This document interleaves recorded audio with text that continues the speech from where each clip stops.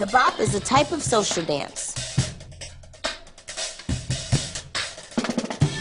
Dance is a language, and social dance is an expression that emerges from a community. A social dance isn't choreographed by any one person. It can't be traced to any one moment. Each dance has steps that everyone can agree on, but it's about the individual and their creative identity. Because of that, social dances bubble up, they change, and they spread like wildfire. They are as old as our remembered history. In African-American social dances, we see over 200 years of how African and African-American traditions influenced our history. The present always contains the past, and the past shapes who we are and who we will be. The Juba dance was born from enslaved Africans' experience on the plantation. Brought to the Americas stripped of a common spoken language, this dance was a way for enslaved Africans to remember where they're from. It may have looked something like this.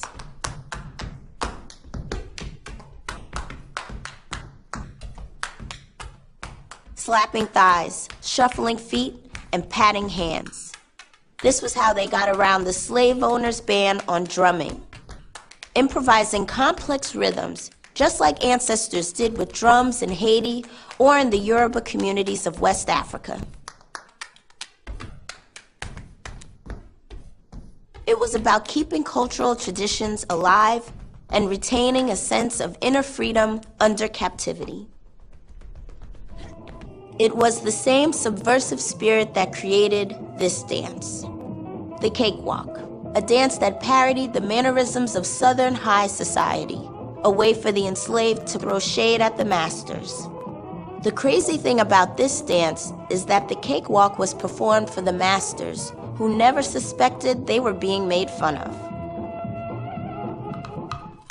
Now you might recognize this one. 1920s, the Charleston. The Charleston was all about improvisation and musicality, making its way into Lindy Hop, swing dancing, and even the kid and play, originally called the Funky Charleston.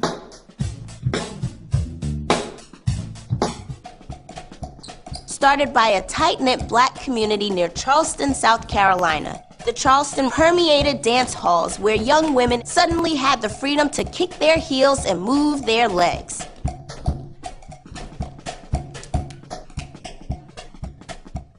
Now, social dance is about community and connection. If you knew the steps, it meant you belonged to a group. But what if it becomes a worldwide craze? Enter the twist. It's no surprise that the twist can be traced back to the 19th century, brought to America from the Congo during slavery.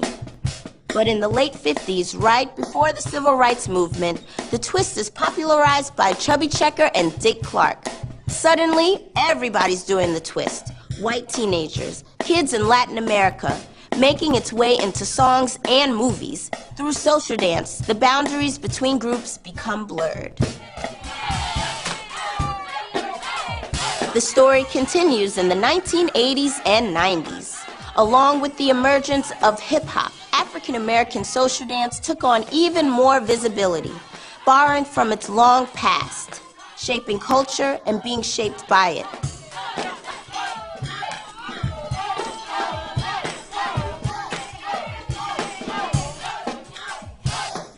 Today, these dances continue to evolve, grow, and spread. Why do we dance? To move, to let loose, to express.